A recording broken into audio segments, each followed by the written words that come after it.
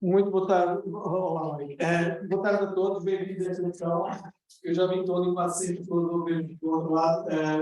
Sempre que sabe a possibilidade de seja livre, tudo autocomplicado, a ver à distância. De qualquer maneira, todos temos casa cheia, embora divididos por tipos diferentes. Fico muito contente com isso. Eu estou a abrir isto, eu sou o diretor do Centro de Investigação Recente do Centro de Desenvolvimento da Chile.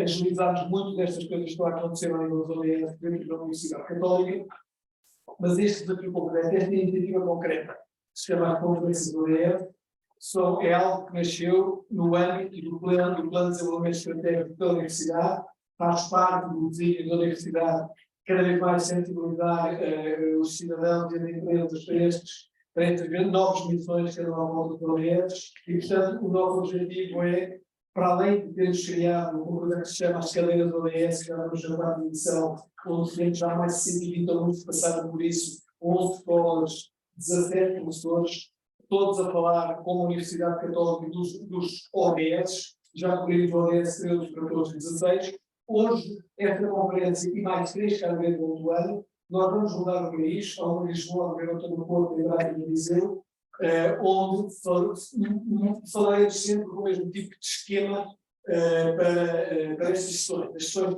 são de porte durar 1 hora e meia, em que há uma primeira apresentação da minha colega Artur Cris de Almeida a explicar o que são os ODS em importância, e a Filipe já explicará exatamente o que estamos a falar. Depois temos sempre um professor convidado da escola local, neste caso de Lisboa, que nós temos o prazer de ter a Mónica Dias, que já vi a Mónica por aí, que a Mónica Fatal e a Mónica, que nos vai também explicar para um bocadinho como é que vê o tema dos ODS, e depois convidamos sempre um aluno, e temos o enorme prazer de ter a Sofia, que é a presidente da Associação de Alunos de Direito, que nos vai dizer exatamente como é que esta nova geração de todos estes temas.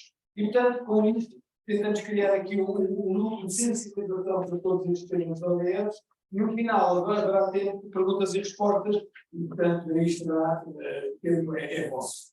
Dito isto, eu ia passar à Filipe. Tá bom? Obrigada, Nuno. Muito bem. Portanto, como é que estão? Boa tarde a todos. E boa tarde a quem está online, que nos vai ouvir. Isto é um grande desafio, porque eu, a Mónica e a Sofia, hoje vamos ter o desafio de vos apresentar uma agenda que é, para nós, pelo menos para mim, uma das mais magníficas agendas que nós temos como humanidade, e explicar-vos porque é que isto faz sentido para a Universidade Católica Portuguesa e para cada um de vocês, como cidadãos, como estudantes, como professores ou como staff da Católica. Espero termos algum sucesso. Portanto, Daniela, slides.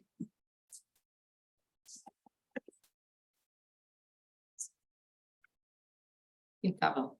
Pronto, como não estava ao bocadinho a explicar-vos, portanto, esta é a primeira sessão. Nós vamos ter uma ação que começou aqui em Lisboa e depois vamos Braga, Viseu, Porto, apresentando.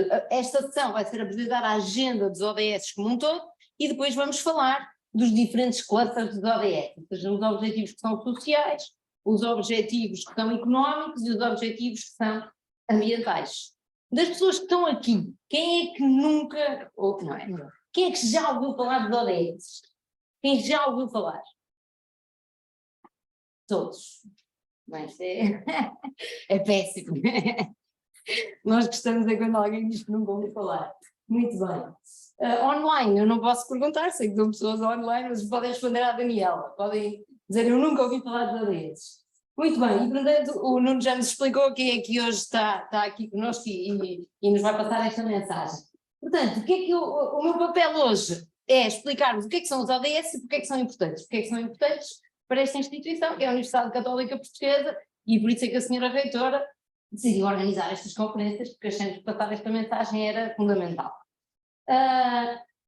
Eu acho que esta imagem resume toda a apresentação que pelo menos eu vou fazer, e talvez a Mónica e a Sofia, que é, nós podemos olhar para o mundo com duas lentes. Uma é focarmos em todos os problemas que existem hoje em dia no mundo. E eu vou fazer assim um highlight muito rápido destes problemas, que são imensos. Se nós quisermos pensar em problemas, na pobreza, na fome, na falta de acesso à saúde, etc., vamos encontrar imensos problemas, as alterações climáticas, as guerras, etc. Mas se podemos olhar para o mundo com outra lente, que é a lente da esperança e da transformação que nós somos capazes de fazer.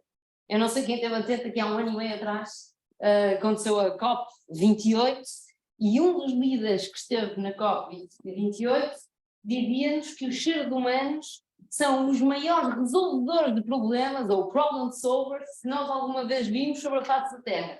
Portanto, nós podemos olhar, nós temos esta capacidade de transformar o mundo, isto é magnífico. Portanto, hoje vamos começar a mostrar a parte dos problemas e vamos perceber porque é que os ODS, os Objetivos de Desenvolvimento Sustentável, são uma agenda que nos ajuda a olhar para a outra face do mundo e olhar com esperança para o futuro.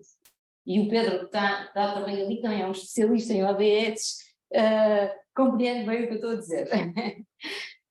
Muito bem, então vamos começar pela parte má. Pode ser? Parece-vos bem? Nós estamos aqui, nós somos muitos, podemos dialogar, vou interromper sempre que quiser. Portanto, nós hoje em dia estamos num estado de emergência e eu resolvi resumir isto, seria muito difícil falar disto em 3 ou 4 minutos, resumo isto a este documentário. Podem encontrar na Netflix. Eu não gosto muito da Netflix, mas este documentário está lá e bom. Chama-se Breaking Boundaries.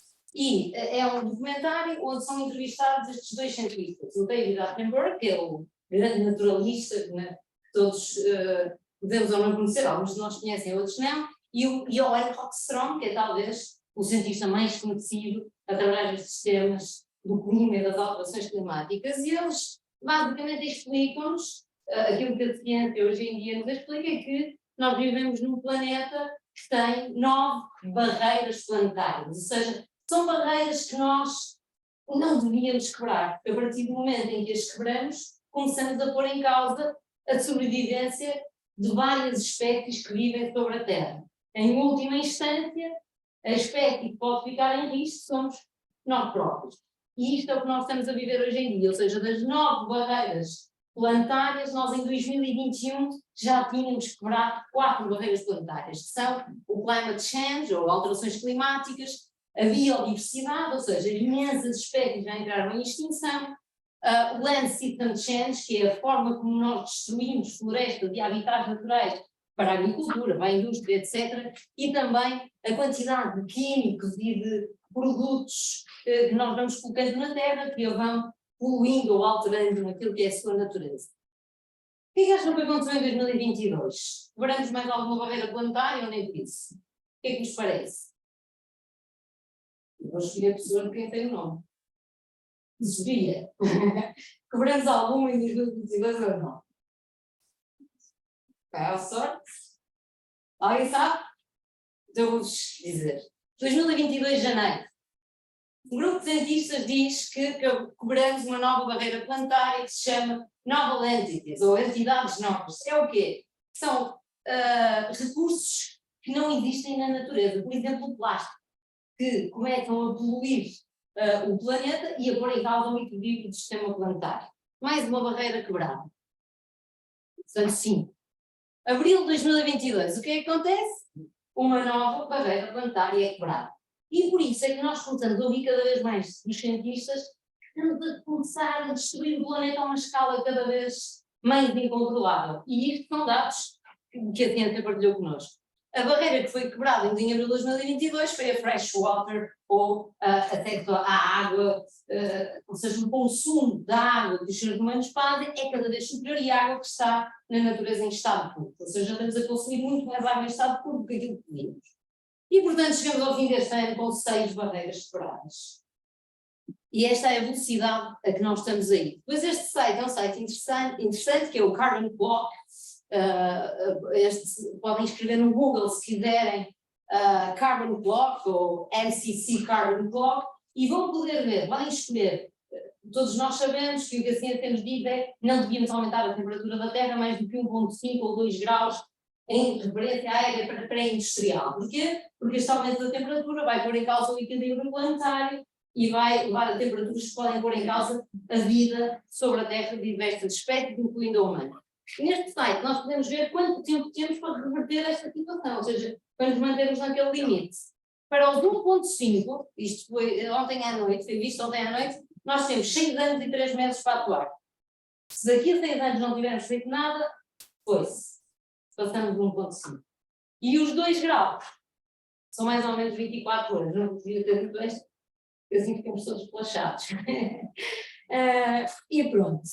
E o que nós vemos é que os desastres naturais vão aumentando cada vez mais. A temperatura do planeta vai aumentando. No ano 2022 atingiram-se limites na temperatura do planeta em todo o mundo, nos Estados Unidos, na Europa, em Portugal.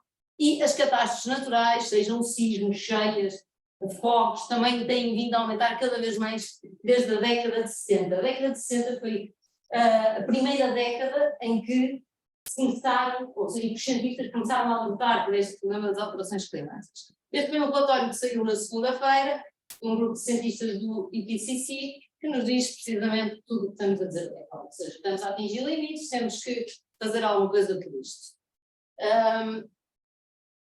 Pela primeira vez, em outubro de 2022, foram encontrados microplásticos no leite materno. Os bebés nascidos em 2022 tinham microplásticos no seu corpo. E outro dia, uma notícia, por acaso não está aqui, que também já foram encontrados microplásticos no sangue humano. Será que o ser humano pode viver de uma forma saudável quando temos plástico dentro do corpo?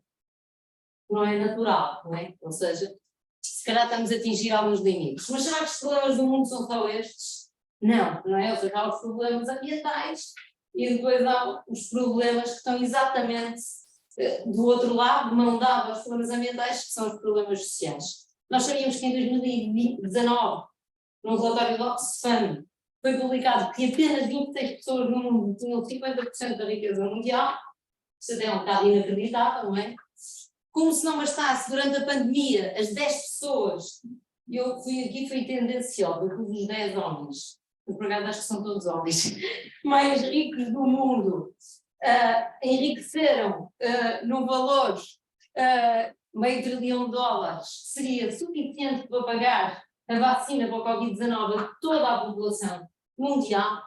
E depois, isto já foi este ano, saiu este relatório em que nós sabíamos que que a pandemia criou um novo bilionário a cada 30 horas, mas ao mesmo tempo 1 milhão de pessoas caíam na pobreza também a essa velocidade. E sabemos que durante o Covid-19 e a partir do ano 2019, pela primeira vez a pobreza voltou a aumentar no mundo após 20 anos de decréscimo de pobreza. Os 1% mais ricos continuam a aumentar a sua riqueza, enquanto que os 99% mais pobres continuam a ficar mais pobres. Ou seja, a desigualdade social que nós vemos hoje em dia é tremenda, não é? Depois podemos falar da guerra e da quantidade de refugiados e pessoas que vêm os seus direitos humanos a não ser cumpridos no mundo, ou seja, isto é uma série de problemas, não é? E agora, muito rapidamente, queria perguntar, pelo menos a 1 ou 2 pessoas, também pode ser online, o que é que mais vos preocupa no mundo? Ou seja, eu tenho alguns problemas, algum problema que vos preocupa verdadeiramente? Força. Desnutrição infantil. Desnutrição infantil. Ótimo, eu vou procurar. Só mais 2. Desemprego. Muito importante. Outro problema, só 3. Escassez de água. Escassez de água, boa. Acham que estes 3 problemas, desnutrição infantil, desemprego, escassez de água, são refletidos nos ODS ou não? O que é que vos parece? Não sei se me está com sorte. A verdade é que estão. Eu arrisquei um bocado, mas a confiança é tanta que eu sabia que iam estar lá. Ou seja, os ODS são a agenda mais completa, são a única linguagem universal que nós temos como humanidade para nos conduzir aqui ao outro lado do globo, que é uma agenda de esperança e de prosperidade. Por isso é que a Católica achou, temos de falar a toda a gente dos ODS, que isto é fundamental, isto é estratégia para as empresas, para as universidades, para a nossa vida pessoal, para os Estados, para os governos, para toda a gente. Portanto, Nós precisamos de uma linguagem comum, objetivos de mudança acordados entre todos. A agenda dos ODS foi lançada em 2015, foi um acordo a que chegaram 179 estados, ou seja, quase todos os países do mundo, empresas de todas as dimensões de ONGs, foi uma agenda acordada entre todos, trazem todos os stakeholders à volta da mesma mesa, trazem benefícios para os negócios e para o mundo, vocês estão na capitalismo, vamos falar dos negócios, e uma agenda positiva de prosperidade. Ou seja, parecem ser uma coisa boa, já têm uma meta definida, é 2030, e são estes objetivos. Vocês todos receberam aí uma fichinha que nós fizemos no Centro for Responsible Business com os ODS e também as metas dos ODS. E vamos ver aqui um videozinho.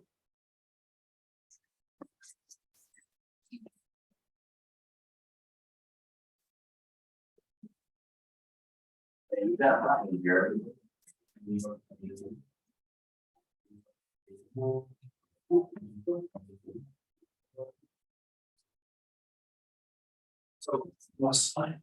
What's your plan? What are your plans? What's the plan? What's the plan? What's your plan of action? Plan. What's the plan? So, what? Wait, I have a plan. I have a plan. What's the plan?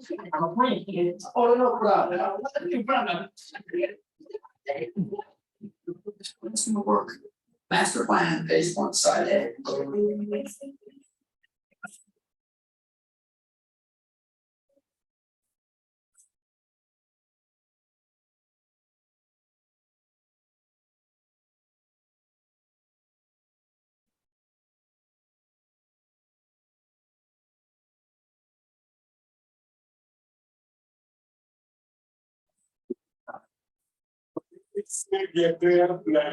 What's it say? It says, I love it when a plan comes together.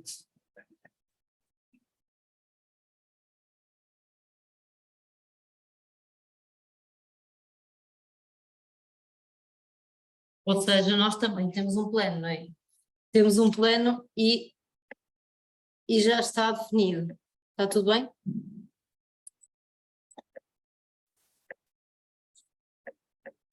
Exato, agora esperamos um bocadinho. Nós também já temos um plano, não é? Ou seja, não são só eles, porque o plano é de todos, não é? E cabe-nos a todos cumpri-lo. E agora, não é que eu adoro mostrar vídeos, mas este é o melhor resumo que eu conheço dos ODS, para passarmos por todos e vocês perceberem em 2 minutos, eu era incapaz de fazer o que faz este vídeo.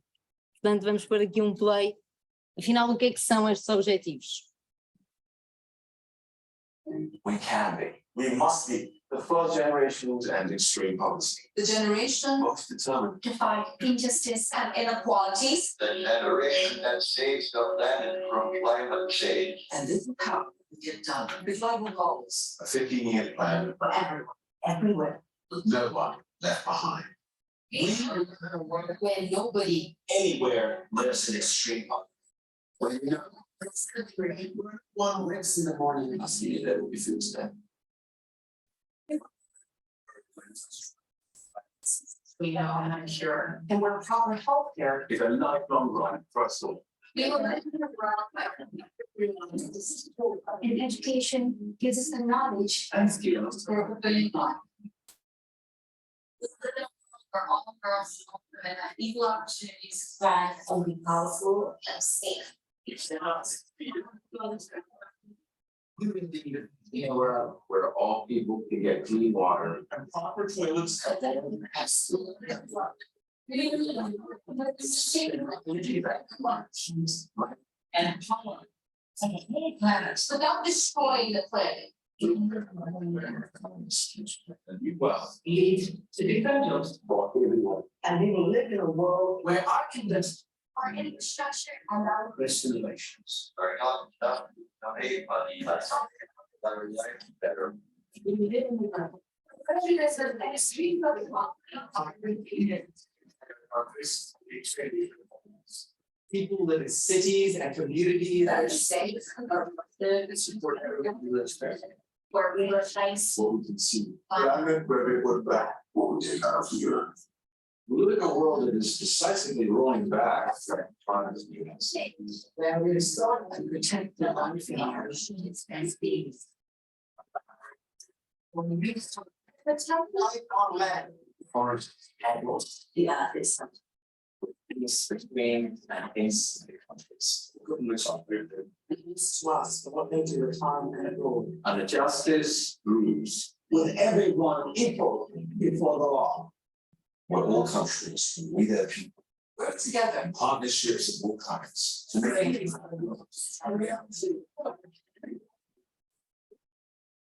The United Nations global goals For sustainable development.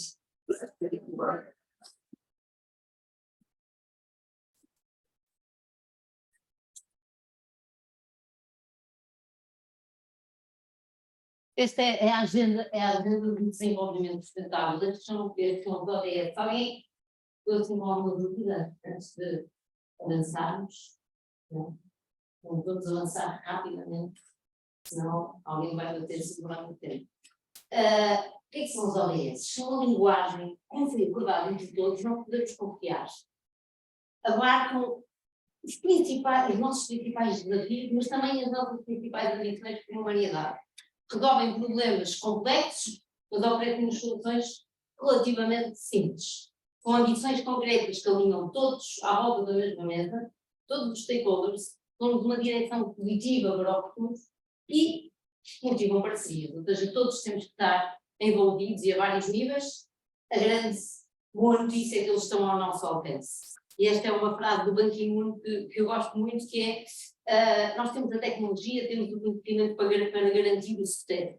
Com o esforço e dedicação todos, podemos ser a primeira dimensão a acabar com a pobreza extrema e a última a ver os problemas do climate change sobre a Terra e sobre o planeta. Só temos é que cresce. Como é que esta agenda está a evoluir? De 2015 até 2019 foi espetacular, sempre a subir, sempre a melhorar. Em 2019 o que aconteceu? Covid-19. E bastantes ODS tiveram, alguns tiveram alguma regressão. Em Portugal, nós temos boas notícias. Normalmente sabemos que Portugal está sempre no lugar 100 e tal, 70, 200 do mundo. 200 nem tantos, mas pronto. Nos ODS estávamos em 2021 no lugar 27 do mundo e o ano passado passamos para o lugar ao 20º lugar. Ou seja, até estamos mais ou menos bem classificados. Estes são os resultados de 2021, 2022. As únicas más notícias é que o ODS 2 está ligado à alimentação equilibrada e uma agricultura sustentável. O ODS 14, oceano de vida submarina, e o ODS 12, produção e consumo sustentável, é onde Portugal se posiciona de forma pior. Um país banhado por água é muito mal, podemos esta marca de votação do ODS 14, que é aliás aquele em que estamos pior classificados. O governo português definiu os ODS estratégicos para Portugal em 2017, são 4, educação, o 5, igualdade de género, o 9 e o 10, indústria e redução de desigualdades, e o 13 e 14, a ação climática e a vida debaixo d'água, vamos chamar assim. Este ano houve uma notícia espetacular. O governo português também vai ter de boas. Lançou uma resolução do Conselho de Ministros e o governo português propôs alinhar-se ainda mais com a agenda de desenvolvimento sustentável e vai ter um novo report, um novo alinhamento, um report de voluntários do Estado português e do país. Neste momento estão em consultas públicas com cidadãos e várias organizações para lançarmos os novos ODS estratégicos para o nosso país. Esta foi a capa da revista Time em 2019, em que o António Guterres nos dizia: nós ainda não estamos a fazer o que é preciso para cumprirmos esta agenda. No final de 2022, a sua última carta antes da viragem do ano, qual era a mensagem que o secretário-geral das Nações Unidas nos passava?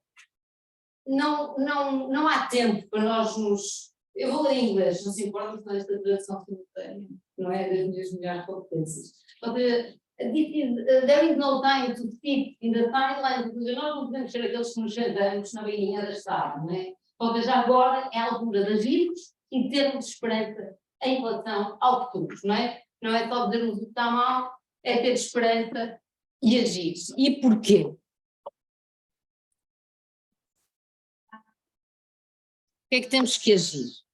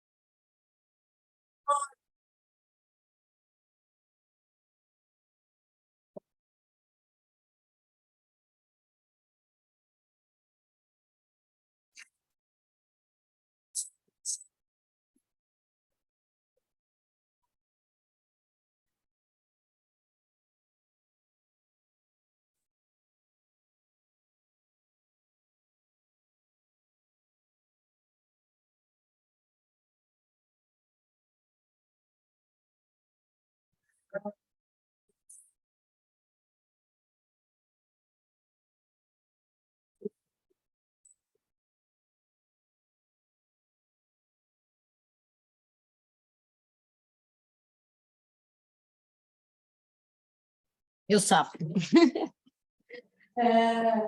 Ou seja, o que é que este vídeo nos mostrou? Nós já tivemos tanto progresso como humanidade. Só nos últimos 15 anos, que os objetivos que tínhamos antes dos objetivos de desenvolvimento sustentável, que eram os objetivos de desenvolvimento do milénio, já acabamos com tanta pobreza no mundo, já conquistamos tanta coisa, e agora só por tantos estabilizados não buscar a meio, não é? O homem, quando estava a caminho da Lua, o vulcão não voltou a meio para trás, não é? Nem os grandes corredores voltam para trás, nem os Coldplay param de tentar uma música a meio. Porque é que nós vamos deixar essa agenda a meio, não é? Ou seja, agora é a altura, temos 7 anos até 2030, agora é o sprint final, não é? E é agora que a Católica também se vai juntar a este esforço, que é espetacular. E quem é que tem que atuar nesta agenda? Todos, não é? Ou seja, o setor público, as empresas e os cidadãos. Um exemplo disto são as alterações climáticas. O setor público, os Estados de todo o mundo chegaram ao acordo, ou de quase todo o mundo, em 2015, foi o Acordo de Paris, em que vamos limitar a temperatura do planeta a 1,5 graus de aumento desde a era pré-industrial. Todas as empresas, o Nuno e eu trabalhamos com empresas grandes, todas as empresas a dizer vamos ser carbon neutral em 2050, algumas só dizem, mas pelo menos a intenção está lá, e nós como cidadãos, trouxe aqui um exemplo desta comunidade lidera, que é um grupo de cidadãos em Portugal, principalmente de jovens, que estão a lutar por este tema. Ou seja, todos temos que atuar, e o que é que faz a Católica? Vocês estão no grupo do não sei mesmo, ou no grupo do já ouvi falar de qualquer coisa que se faz aqui? Onde é que estão? Se vocês não falam, esta apresentação vai demorar tanto tempo. É mais do não sei mesmo? É? Pronto, olhem, está ali a Rita, pai da Icona, mas pode explicar isto tudo. Eu só trouxe aqui os slides que a Rita partilhou comigo, que é a Católica já faz imensa coisa, vocês receberam aí um booklet, um livrinho com a estratégia de 2025 da Católica, da Universidade Católica Portuguesa. O Nuno já nos falou nas cadeiras ODS, já temos cadeiras para o ODS 14, para o ODS 13 e para o ODS 16. Há poucos dias a Rita recebeu uma comunicação das Nações Unidas na parte das universidades que as cadeiras de ODS vão ter uma boa prática a partilhar a nível mundial, isso também podemos estar orgulhosos. A Universidade Católica está no 5º lugar do mundo no ODS 16, é espetacular, somos a primeira universidade no Higher Education, High Impact Higher Education Ranking, desculpem, eu não vou dizer isto antes, se for ao Google vai estar a ser. E temos um plano estratégico também alinhado com os ODS e com os objetivos Laudato Si. E o que é que nós vamos fazer até 2030? O que é que eu, como estudante da Católica, professor, staff, vou fazer até 2030? Como é que eu vou pôr nos meus sílabas de ODS? Como é que eu vou pôr nos meus exames? Como é que eu vou pôr nos meus trabalhos de grupo de ODS? Como é que eu vou ajudar a Católica a ser este exemplo comum? Já é, mas ainda mais, não é? É o desafio que eu vos dei. E por isso, dentro dessas coisas todas que vos entregaram, tem um autoplante em que diz: o meu contributo é, podem escrever a caneta permanente, depois de uma reflexão, mas está muito claro, no computador, no blog, quando puderem, que eu vou escreverem isto, que vão fazer nestes próximos dias até 2030, e eu vou terminar aqui com um vídeo muito molado, mas que eu acho que resume aquilo que a Católica quer de cada um de nós e vai além dos ODS, como pessoas, o que é que a nossa universidade quer de nós.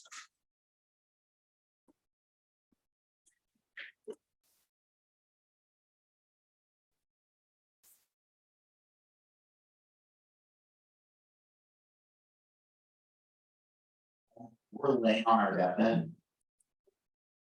You're not gonna worry about how much money you had, how much power you had, how much prestige. You're gonna see that that was all game, that was all an illusion. The only thing that's gonna matter is the impact you have on other people's lives. We are all on a separate journey.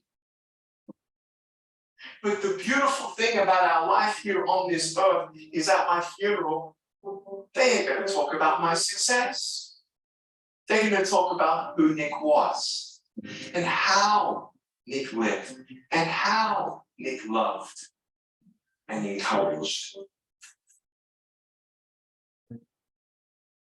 Success is incredibly important, but even more important than success, having an impact. It's knowing you haven't walked the planet in vain. It's knowing that because you've been here, you've blessed lives. You've developed people. You have made the world a better place. The effect you have on others is the most valuable currency there is. Everything you gain in life will rot and fall apart.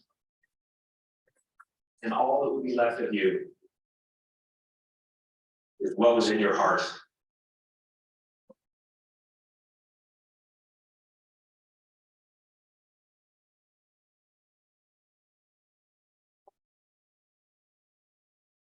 Life is a miracle. Life gives us not what we want. Life gives us who we are. When you were born, you cried while the world rejoiced. Live your life in such a way that when you die, the world cries while you rejoice.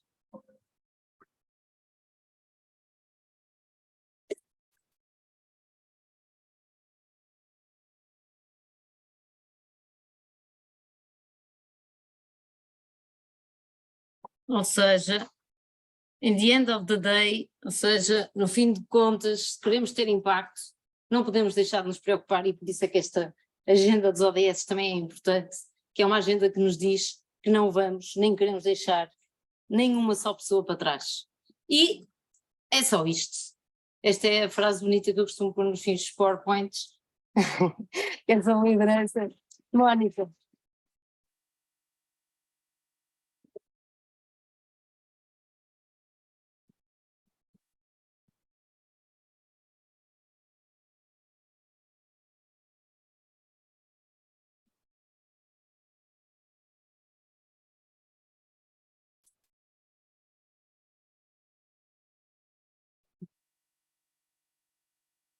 Olá, muito boa tarde e em primeiro lugar queria agradecer imenso à Filipa que fez esta exposição emocionante e comovente, eu própria sinto-me comovida, são tudo o que vimos são coisas que nós sabemos, conhecemos, porque o mundo é mesmo assim, mas se pensarmos um bocadinho separados, se estivermos parados um bocadinho e olharmos e escutarmos aquilo que disse, não podemos deixar de ficar indiferentes. Muito obrigada por aquilo que partilhou connosco e os objetivos que traçou aqui de forma tão clara e tão entusiasmada também. E com isto aproveito mesmo para agradecer à Filipa, também ao Nuno, à Rita e toda a equipa dos ODS, dos professores, estão aqui muitos colegas e colegas que participaram nas disciplinas ODS. Foi fantástico, de facto, esta experiência, lecionar sobre esse tema aqui na Universidade, e de facto há muitos projetos na Universidade a decorrer em várias faculdades ligados à ODS. Portanto, é para mim um enorme gosto, obrigada pelo convite, para dar um pequeno contributo nesta conferência, e na verdade, a Filipa já disse tudo, e no entanto, eu gostaria, e foi isso que me pediram, de falar 15 minutos, mais ou menos, sobre um aspecto particular. Portanto, se tivermos agora uma introdução geral, então vamos olhar para um objetivo em particular, e não é por acaso que escolhi este, partilhar convosco este, e dar um bocadinho a minha experiência da importância deste objetivo de desenvolvimento sustentável. Agradeço também a todos que decidiram vir cá hoje, neste dia de primavera, para de facto refletirmos um pouco sobre aquilo que são os objetivos de desenvolvimento sustentável, e talvez na sequência daquilo que a Filipa aqui apresentou tão bem, mas também daquilo que muitos nos dizem, não é? A pergunta é sempre esta, mas vamos, afinal, vamos conseguir ou não? Já estamos no ano 2023, vale a pena? Não, e a minha resposta é um bocadinho kantiana, no sentido de dizer isto não é necessariamente um exercício consequencialista. Obviamente que temos uma meta a alcançar e que queremos, mas na verdade não interessa se em 2030 realmente vamos alcançar como foi pensado ou não. Não é isso que interessa. O que interessa é que estamos a agir, estamos a fazer alguma coisa. Isto é uma atitude inconsequencialista. Agimos porque somos seres humanos de dignidade e fraternos e que temos uma casa comum. Não interessa se vamos alcançar tudo desde 2023, mas estamos a caminho. Não interessa se todos os objetivos vão ser cumpridos, mas nós não somos contralistas. Os contralistas dão aqui contra os colegas aqui da Faculdade de Economia e das Finanças e etc. Não é? Mas que são muito importantes, obviamente, mas algo muito mais importante é lançarmos com estes objetivos uma espécie de farol, uma espécie de horizonte de expectativa, porque somos seres humanos, não só de esperança, mas também de dignidade, e que não podemos ficar indiferentes em relação ao destino de nenhuma outra pessoa que vive neste planeta, e nem sequer em relação ao planeta. Portanto, nós preocupamos por termos dignidade, porque o andar direto é o que nos define, e o andar direto é uma responsabilidade, e por isso agimos assim, porque somos humanos. Não podemos fazer de outra forma. Portanto, isto não é uma questão de sobrevivência, obviamente que é, mas não é primeiramente uma questão de sobrevivência, é uma questão de dignidade e de teimosia humana. Nós temos por destino esta condição, digamos, esta propensão utópica em nós, de querer alcançar e de colocar. Por exemplo, a Declaração Universal de Direitos Humanos foi apresentada e assinada em 1948. Já foram todos os 30 artigos cumpridos hoje em dia? Não. Só. No entanto, a Declaração Universal é uma referência absoluta nós enquanto civilização. E essa é a diferença entre a barbárie e a civilização. E os ODS é exatamente o mesmo. Portanto, isto só compôs que eu, que também me preocupa muito e que é uma pergunta que ouvimos muito, e, portanto, e que tem muito a ver com aquela frase que todos temos, Vale a pena, obviamente, quando a alma não é pequena, tudo vale a pena e estes objetivos também. E agora, gostava de vos falar um bocadinho do objetivo 16, porque, a meu entender, o objetivo 16 resume todos os outros objetivos. Todos os outros estão absolutamente ligados.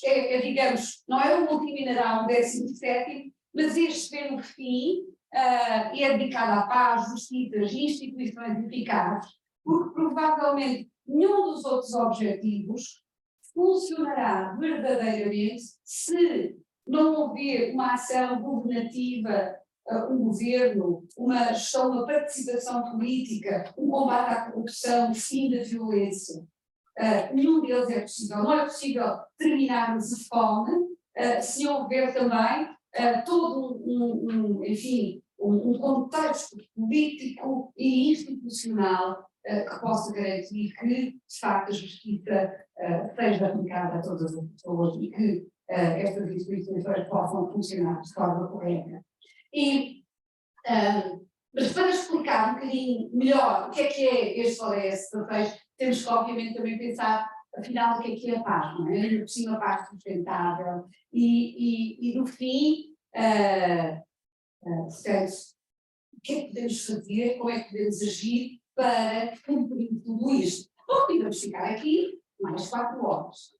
Não se assustem, não vamos, vou tentar ser muito rápido, é muito difícil, isto ocupa um semestre inteiro, com colegas que eu tenho aqui, portanto, isto foi o tema de uma das disciplinas ODS 16, e eu vou tentar resumir só, e por isso também selecionar alguns aspectos que, a meu ver, são mais fáceis de transmitir em pouco tempo e portanto, vamos falar um bocadinho sobre isto, não é?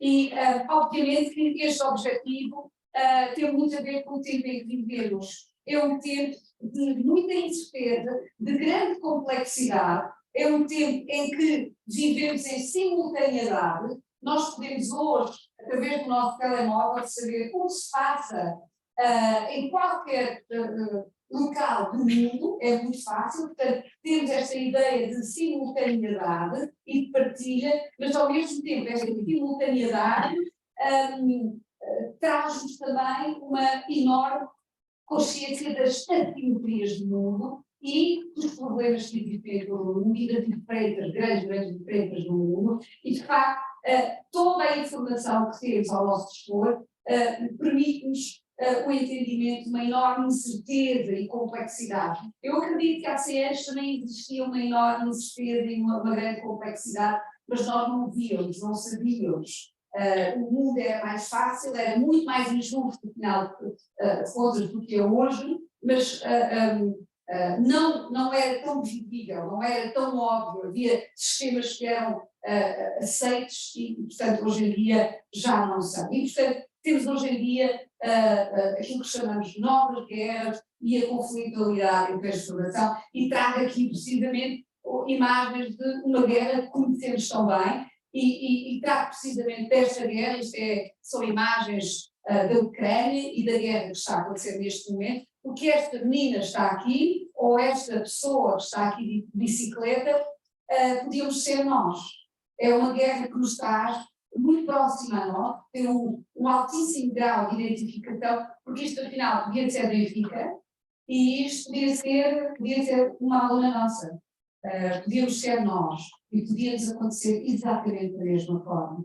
E é uma guerra que, apesar de tudo, apesar de ser uma guerra também híbrida, é muito mais fácil de nós entendermos, e traz-nos também o terror que todas as guerras transportam, e portanto isto está muito próximo de nós, e portanto é neste contexto que entendemos como este objetivo de desenvolvimento sustentável é de facto muitíssimo importante. No entanto, no mundo há muitíssimos conflitos, há guerras civis, há muitas formas de guerras e conflitos violentos.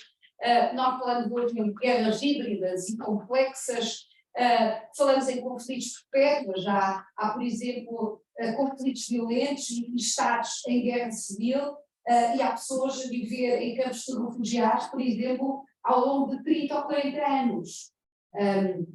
e aos conflitos considerados de baixa intensidade, que não são declarados como guerra, no entanto são as pessoas que lá vivem,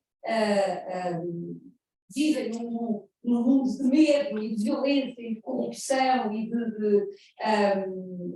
enfim, repressão, opressão, falta de liberdade, e isto é tudo considerado um conflito de baixa intensidade. Não há, talvez, armas concretas em jogo, mas há outras formas de violência e que perduram durante gerações. Portanto, há pessoas que não conhecem a liberdade de expressão, liberdades civis e políticas, mas também não conhecem muitas vezes liberdades sociais, e isso também é uma forma de guerra, e muitas vezes o sítio onde vivem transforma-se em toda uma economia de guerra, uma região, por exemplo, em que a corrupção e os princípios dos senhores da guerra comandam, e onde de facto a única esperança que há para os jovens é alinhar neste princípio, nesta economia de guerra, para que possam de facto sobreviver. E de facto estamos então perante toda uma cultura de guerra e que gera, obviamente,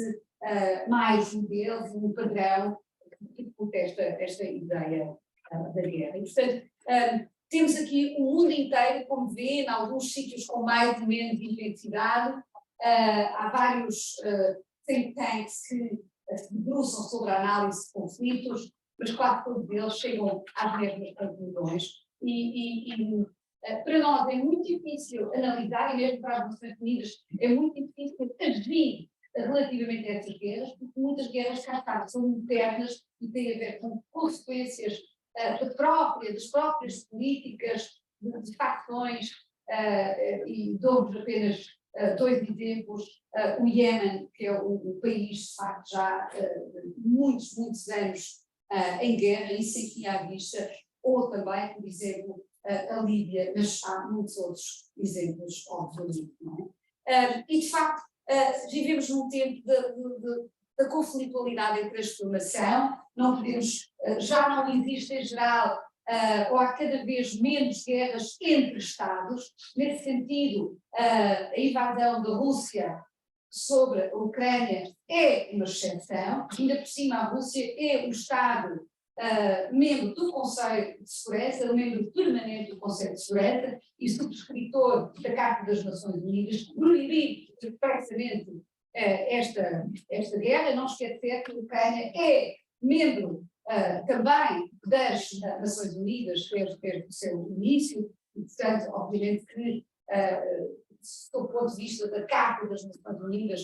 esta guerra é muito tendo em conta os últimos 30 anos, onde de facto houve outras guerras muito mais comuns, mas na verdade o pós-Guerra Fria,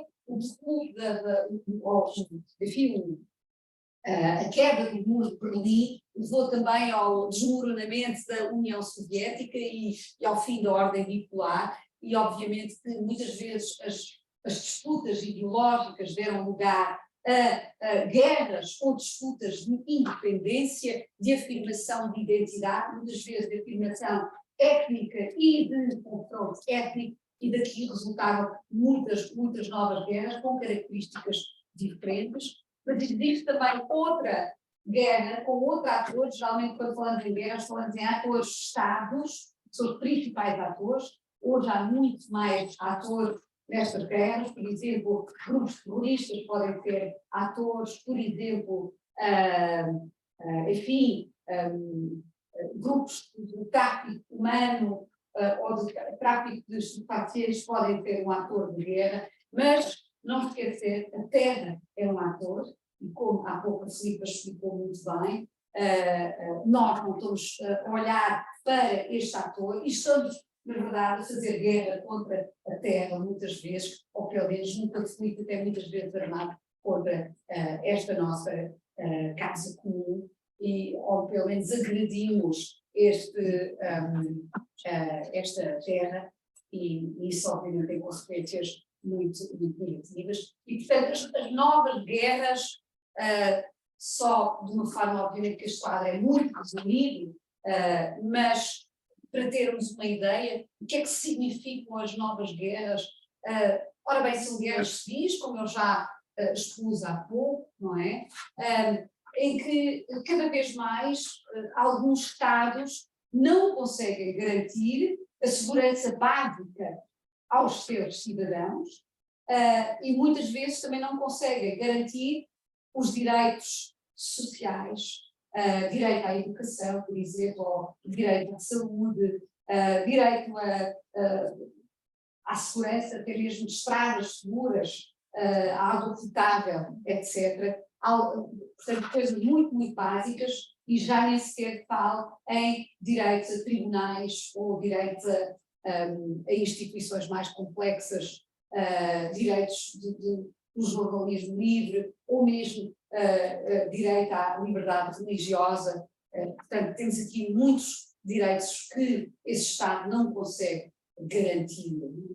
Outra coisa que acontece é, como mencionei há pouco, uma enorme complexidade das causas da guerra. Não é uma guerra de sucessão entre Estados, como tínhamos muitas vezes no século XVI ou XVII. Também não é uma guerra entre Estados clássica do século XIX, nem uma guerra de ideologias, mas de facto temos aqui muitos atores complexos, são guerras, por isso, muito difíceis de entender, muito difíceis de parar e também muitíssimo difíceis de apaziguar. É muito difícil chegar a um acordo das partes, porque estas guerras entranharam-se, digamos, na cultura política e tornaram-se, têm uma própria identidade, e este é o ponto onde eu queria chegar. Como nunca há hoje um número elevadíssimo de vítimas civis nas guerras. Isto é uma enorme tragédia, porque, obviamente, por exemplo, ao longo do século XIX, houve ininterruptamente guerras, mesmo na Europa, mas eram guerras muito limitadas, havia um campo de batalha, havia uma distinção clara entre civis e forças armadas, havia uma declaração de guerra, um campo de uma batalha, como é o campo de batalha definido, e é isso tudo que está diluído hoje, completamente. Não há uma declaração de guerra formal, chama-se a guerra uma operação de paz, chama-se, enfim, guerras internas, chama-se, enfim, muitas coisas à guerra, mas o que acontece é que por causa de todas essas estratégias e essa não haver fronteiras claras, por isso é que há cada vez mais civis a serem agredidos e vítimas destas guerras. E, sobretudo, mulheres. De facto, as mulheres são quem mais sofre com todas estas guerras, não só porque são apanhadas no fogo, não é? No fogo, no fogo cruzado, ou mesmo nas batalhas, que são nas residências, nas zonas onde vivem, mas porque são elas que muitas vezes tratam das crianças e dos idosos, aqueles que estão feridos, que ficam para trás, não é? E cuidam daqueles que mais precisam, e também são elas que são muitas vezes raptadas, são violadas, são raptadas como presa de guerra e como compensa para os soldados, obviamente, para fazer qualquer tipo de trabalho, não só o trabalho sexual, mas também qualquer tipo de trabalho, desde de cozinhar, enfim, a cuidar depois dos feridos, enfim, a fazer todo outro tipo de trabalho, também depois nas forças mínimas. Ou seja, as mulheres são vítimas muito, muito específicas. E por tudo isso, esta ODS engloba, de certa forma, todos os outros objetivos de desenvolvimento sustentável. Porque a grande questão perante esta nova conflitualidade, que começou precisamente com mais intensidade a partir dos anos 90, e pelas razões que já ajudou, Se temos então novas guerras, temos que provavelmente também alterar a forma como construímos a paz. Portanto, os métodos que tínhamos até então já não funcionam mais e, portanto, precisamos de novas ideias, mais imaginação e mais medidas muito concretas e mais manipuladas também para reconstruir a paz. E é nesse sentido que surgem os Objetivos de Desenvolvimento Sustentável. Na verdade, todos eles respondem à questão como reconstruir a paz, não só o 16º. E por isso temos que, obviamente, pensar, mas afinal o que é que significa a paz, não é? Portanto, quando eu digo que este objetivo é muito mais generalista, precisamente porque a paz também não é só uma seção dos combates, mas é muito mais. E a definição utilizada é esta é a versão inglesa, daquilo que significa os objetivos, o objetivo 16, mas tem aqui também uma versão portuguesa e que é um bocadinho mais clara. Não sei se quem está em casa agora não vê, mas não precisa de ver, porque está aqui no ecrã, é muito mais importante. Eu assim gosto um bocadinho de juntar-me para este lado, para ver também como se vê daqui.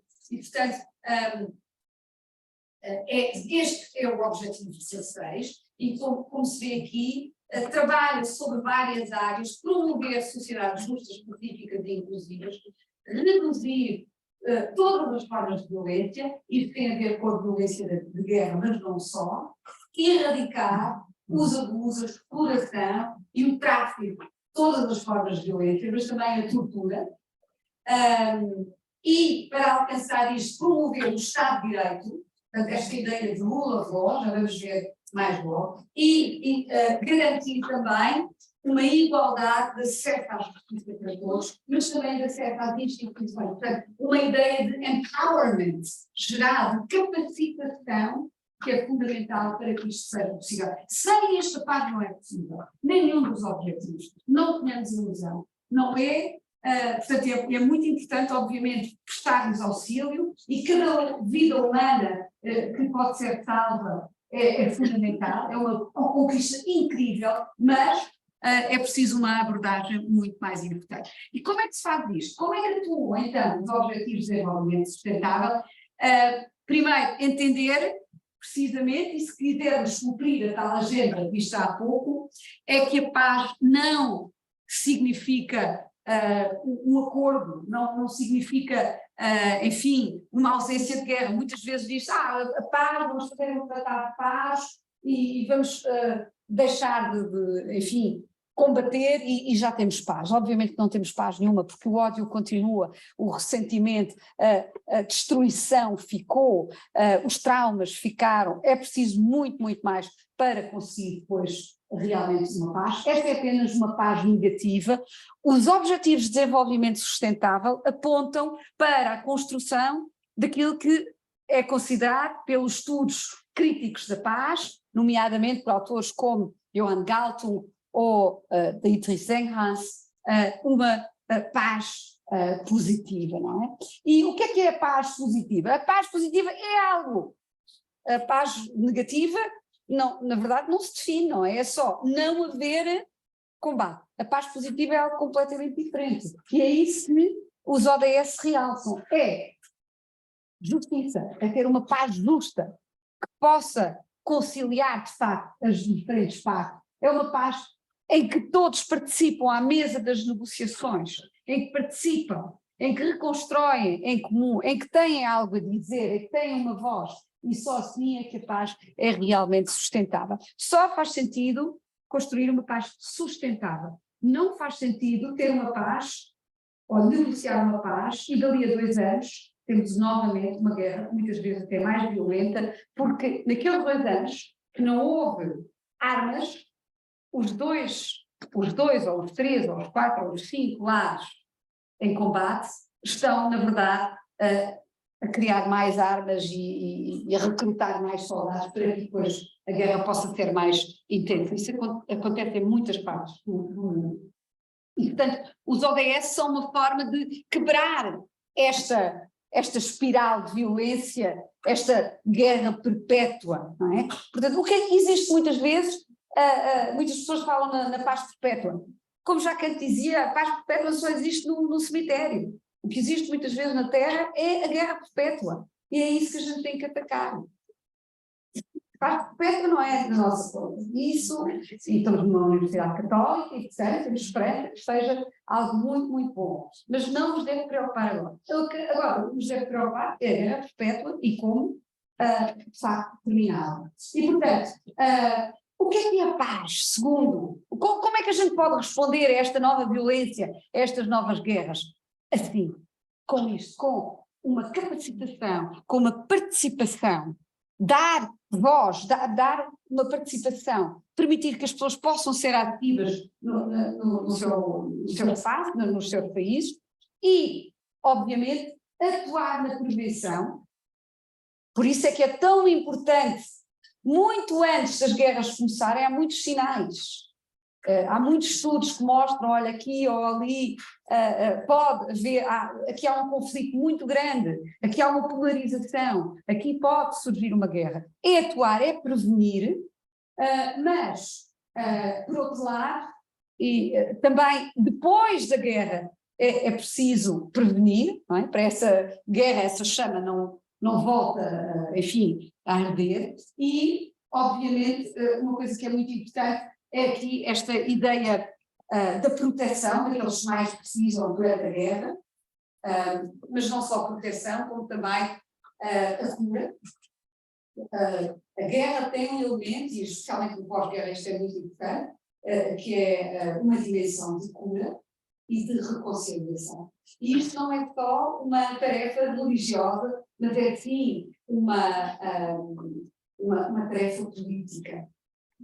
É aí que eu gostaria de chegar, porque os Objetivos de Desenvolvimento Sustentável trazem esse aspecto fundamental.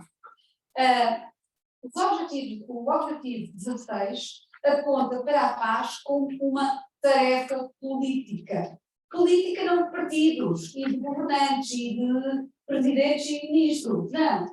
Política no sentido em que nós temos que atuar, nós temos que participar nesta causa e na construção, precisamente, de um espaço que possa garantir as condições para a paz. Portanto, isto é um processo de resolução de conflitos constantes e que se traduz muito concretamente na forma como, depois dos Estados que estão em guerra, esses Estados, ou essas cidades, ou essas regiões podem ser organizadas.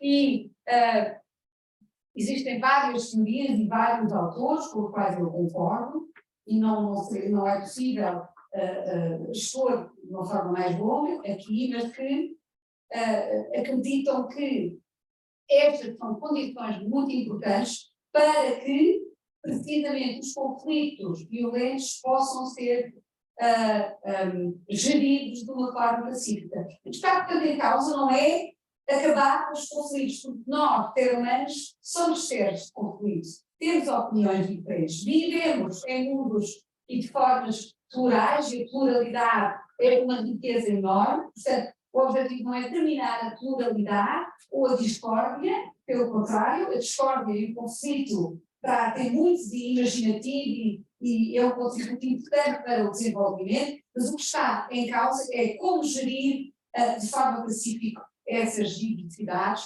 e, portanto, estas ideias, por exemplo, de instituições políticas transparentes, a participação, a igualdade de oportunidades, um sistema de justiça realmente igual para todos e aplicado a todos, isso é muito, muito importante. E, obviamente, que temos aqui esta ideia do Estado de Direito, ou seja, haver regras que gerem a sociedade, isto é quase a terminar, mais uma vez, esta ideia da liberdade, a capacidade de aprender a fazer compromissos, e isto faz parte da cultura de paz, não é? Portanto, esta ideia da tolerância, do esforço que é preciso, da paciência, da persistência. Portanto, a guerra é muito fácil de fazer.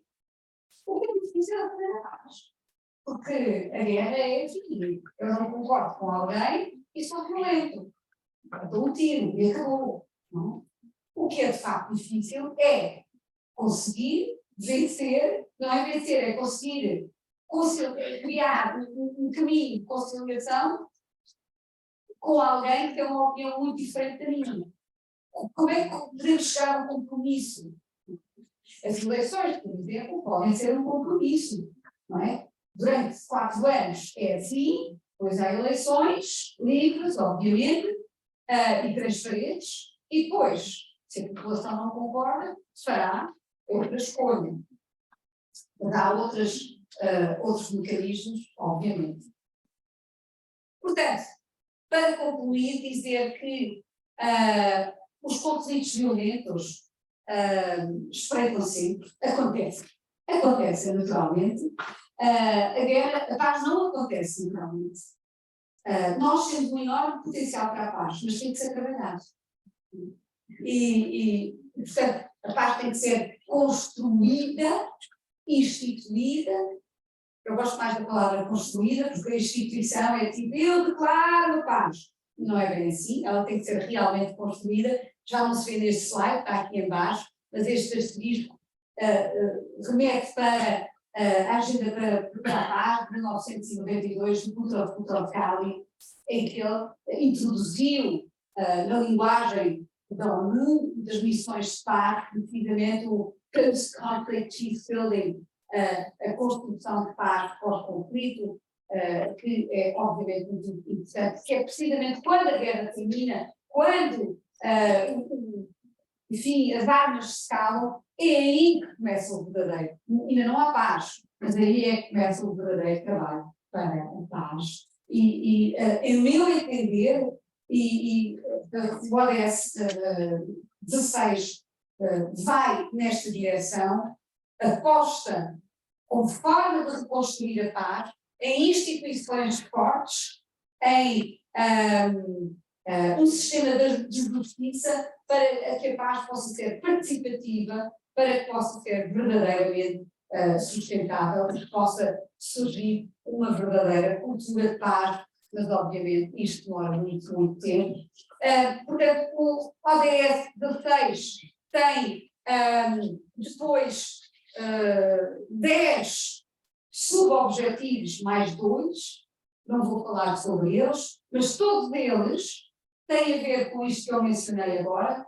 Todos estes subobjetivos respondem aos problemas das novas conflitualidades, portanto, da complexidade dos atores, da tortura, da opressão, do tráfico humano, da economia de guerra, respondem, na verdade, a tudo, da injustiça gritante, da opressão, da falta de liberdade religiosa, da falta de liberdade de expressão, mas de todas as áreas, da desigualdade de género, da falta de acesso à educação, etc. Portanto, falo disto. Porque a perspectiva aqui é olhar para a paz de uma forma holística.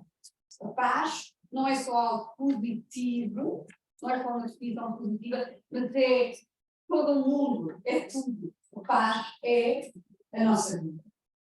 Por fim, mesmo para terminar, gostaria de vos mostrar esta imagem aqui. Certamente já viram. Reconhecem esta imagem? Eu creio que sim. Alguém quer... É? Exatamente. Bélica, não é? Que descreveu uma guerra civil também. Não é? Uma terrível guerra civil, aqui mesmo ao lado, desenhada por Picasso, um dos pintores mais ativistas pela paz também. E este quadro aqui é pequenino, mas vale a pena fazer uma viagem de 6 horas para ir até Madrid e ver este quadro. E, na verdade, o que é que os ODS são? É isto. É a tentativa de fazermos um bocadinho isto é a versão já não de Picasso, mas de Quinault, e que o nosso objetivo é fazer isto, não? É tentar transformar a guerra em paz e trazer a luz ao centro de todos nós, a espada fica lá, o conflito está lá, mas também está a flor, e temos que viver em harmonia até com os animais e com a terra. Muito obrigada.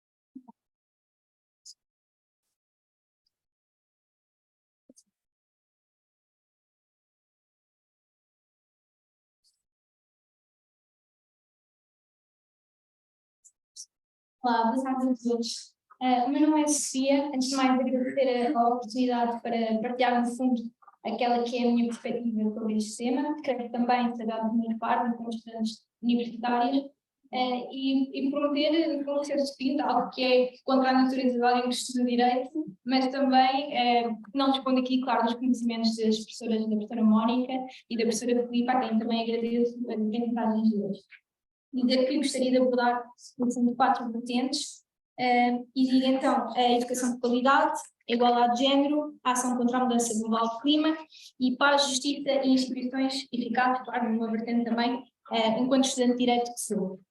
Dizer que falar da educação hoje é um tema particularmente interessante, porque amanhã é o Dia Nacional do Estudante, portanto teremos certamente a oportunidade de abordar e de ver nas notícias muitos dos temas que, no fundo, assolam esta que é a realidade do ensino superior, e também é importante analisar aquela que é a relação entre a educação e o crescimento económico, entre a educação e aquela que é a nossa necessidade de intervir socialmente, a educação e o que é a melhoria de uma qualidade de vida.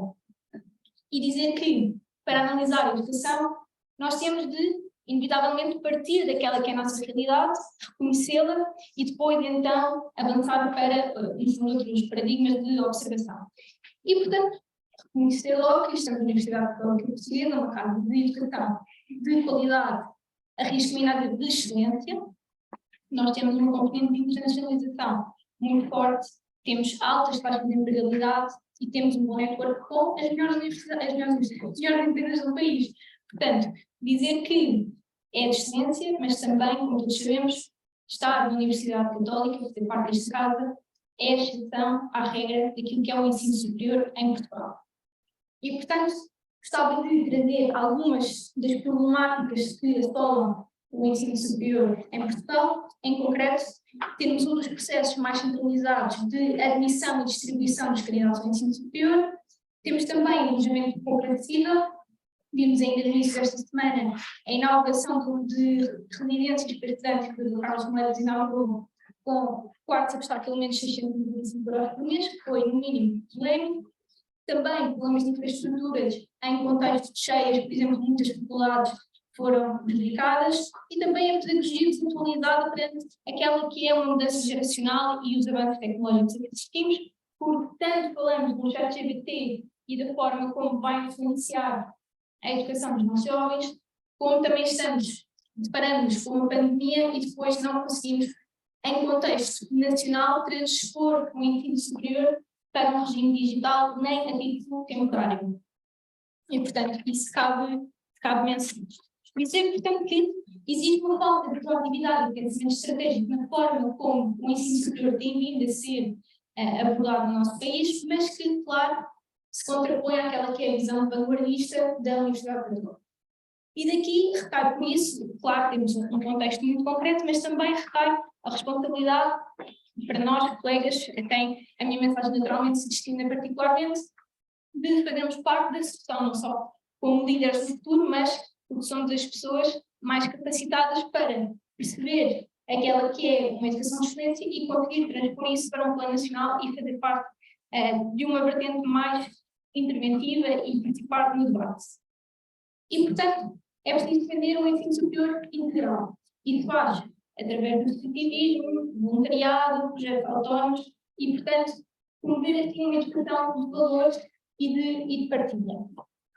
Neste seguimento, passando para então o segundo ponto que ia abordar, a questão da igualdade de género, no seguimento também desta educação integral que estava a abordar, temos também na Universidade Católica nos dois polos, portanto, Lisboa e Porto, o He4She, que é um movimento das Nações Unidas que defende precisamente a igualdade de género.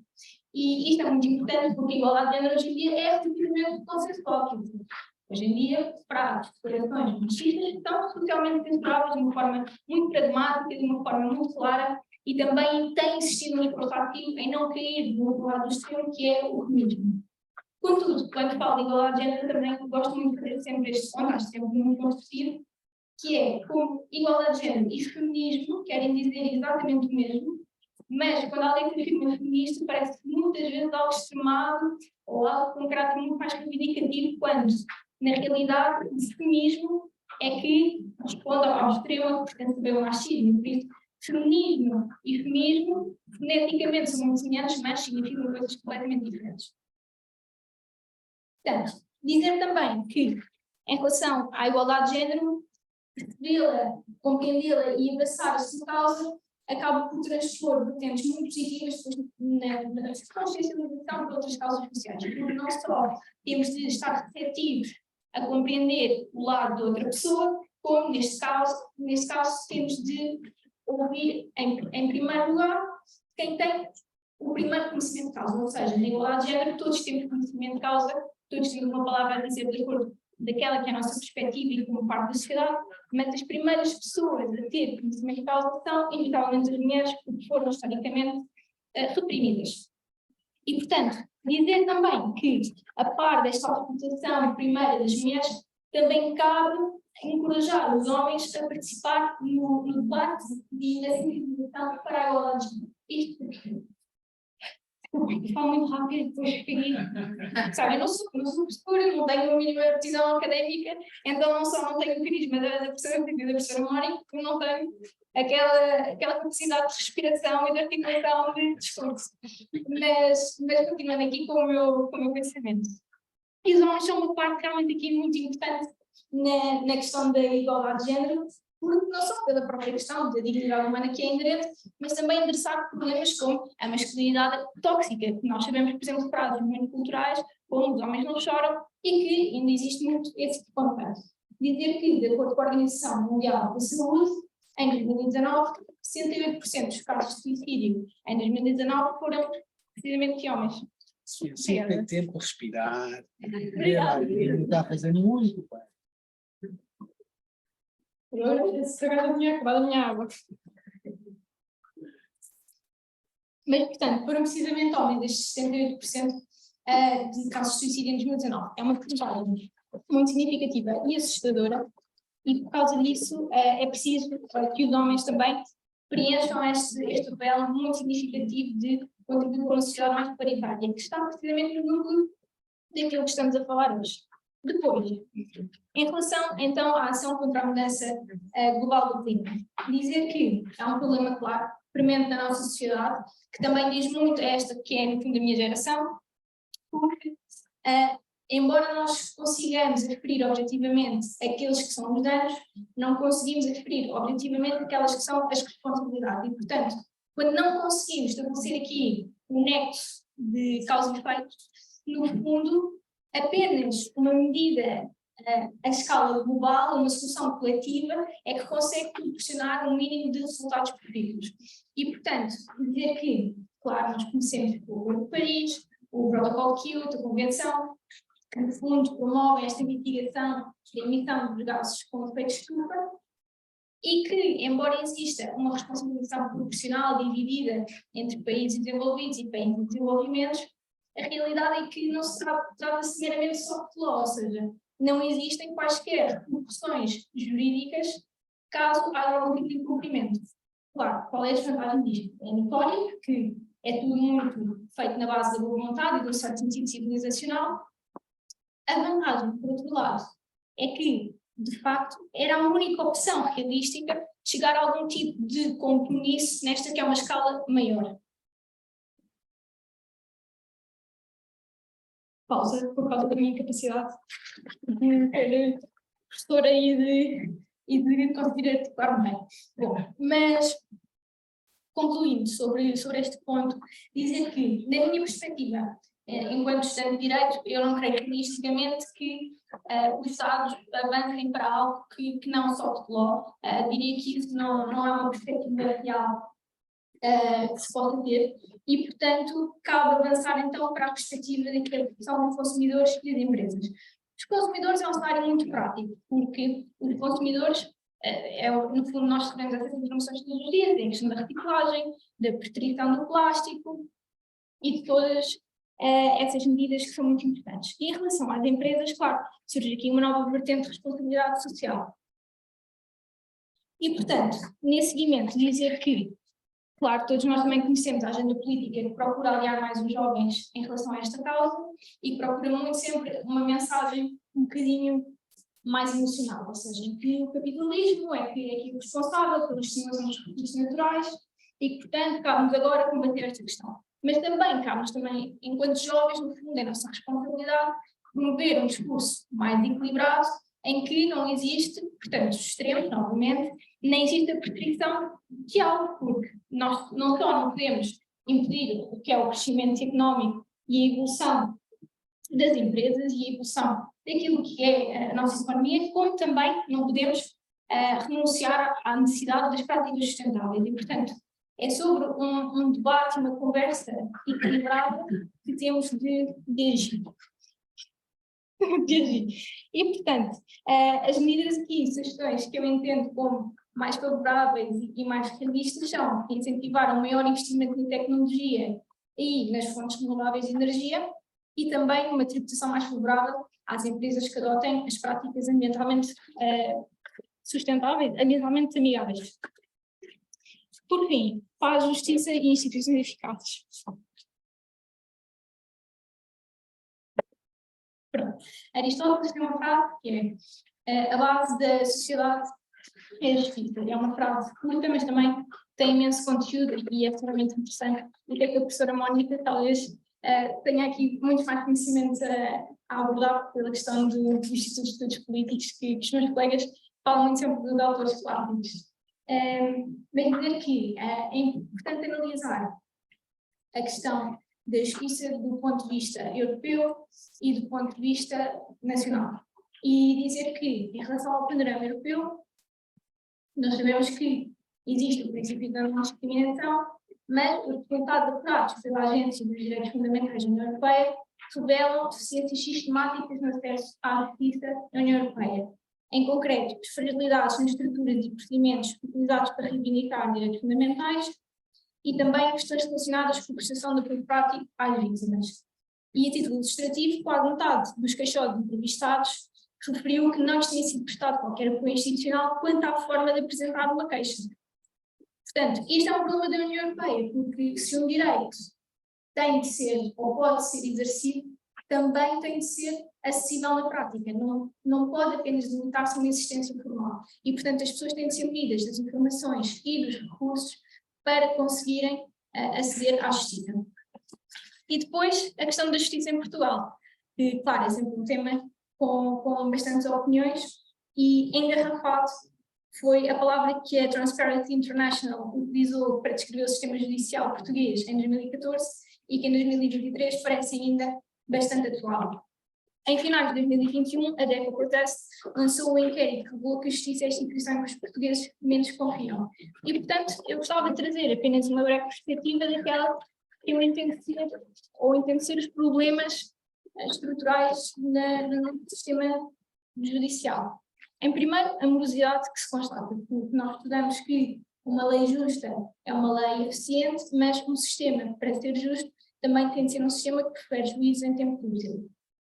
Depois, a importância de, no fundo, reformular aquilo que é o ensino obrigatório, o ensino básico, porque parece urgente e essencial implementar disciplinas como economia e direito, porque um cidadão comum, claro que não poderá confiar em instituições como a justiça quando não a conhece. E depois, os custos inerentes acabam por prejudicar, claro, quem não tem tantos recursos.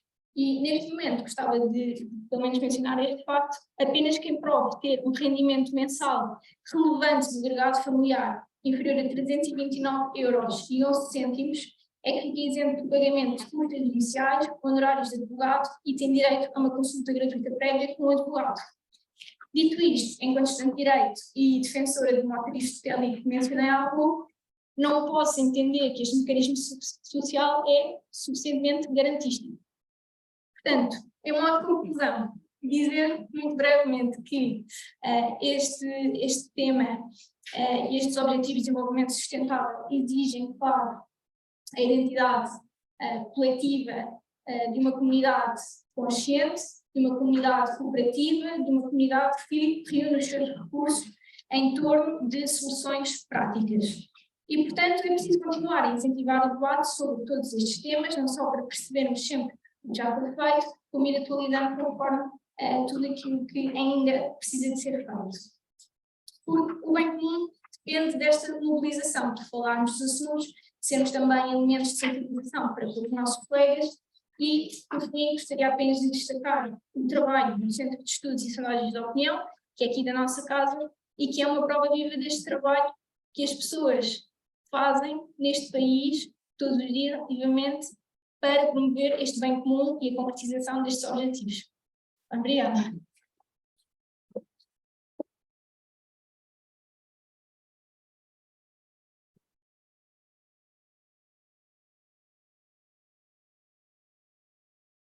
Obrigado. Felipe, queres dizer umas palavras? Depois. Não tínhamos aqui a respostas, se temos tempo. Se a pergunta é temos tempo, não temos. Se fazer as perguntas, se houver de facto uma ou duas perguntas, acho que sim, se pode tentar fazer. Alguém tem alguma pergunta? Eu. Força. O Nuno, ou a professora Mônica, um dos dois. Posso pedir algo para aqui? Sim, perfeitamente. Assim é melhor? Ok, ótimo. Bom, Isso brinca. não, sou da Católica, como sabes. Agradecendo já a iniciativa, os clientes, a sustentabilidade, aliás, hoje em dia, as métricas têm que estar inseridas em todos nós. Ainda ontem tive congresso na questão dos ponteiros a mais de sustentabilidade e inovação, as equipas décadas têm que ter. Aqui uma ponto um bocadinho mais, na questão do Estado, eu tive que se dar para a professora Mónica Dias, na relevância do Estado, sim, é verdade, acho que tem que ver muito no regulador. Mas não sei até que ponto que isso pode ser um trade-off e um pouco tocar no moral hazard,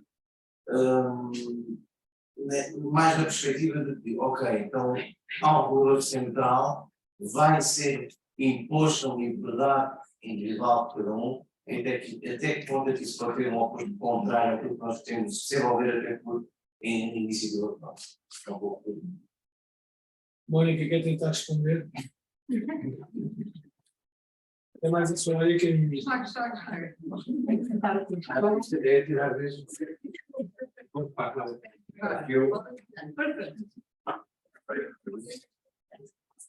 Bem, eu sempre quis utilizar isto, obrigada.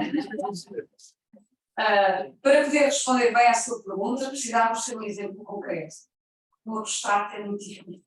No entanto, a ideia é que tem que haver uma instituição, mas que não define quais é que são qual é que é cada lei, qual é que é cada direito em si, porque aí cada Estado, obviamente, deve fazer a sua definição, a sua escolha, ou melhor, os cidadãos desse Estado, idealmente, devem fazer as escolhas, mas o que deve haver, sim, é um princípio de Estado de Direito, de regras transparentes e conhecidas, porque essa é a única condição para garantir um sistema de paz. Quando temos um sistema corrupto e em que, enfim, um dia existe uma lei, outro dia existe outra lei, aí não temos paz, não podemos ter paz, não há regras.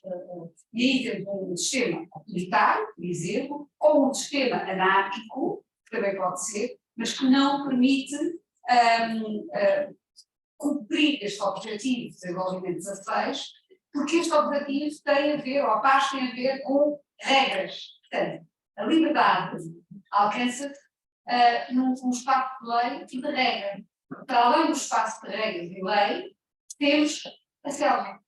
Portanto, isto sempre foi assim, portanto, desde os contratualistas, já viram isso assim, até os dias de hoje, só temos esta hipótese. Agora, a definição concreta de quais é que são as leis, já me referi, de quais é que são até mesmo leis fundamentais ou não, isso obviamente aí temos precisamente a disputa conflito, mas também aí temos que saber gerir precisamente essas diferenças de uma forma pacífica e não violenta.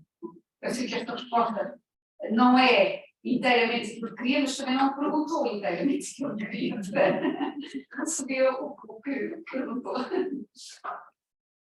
Obrigada, não sei se vai dar alguma pergunta. Olha, vale a pena, só pela experiência do microfone. Rita, eu também quero ver.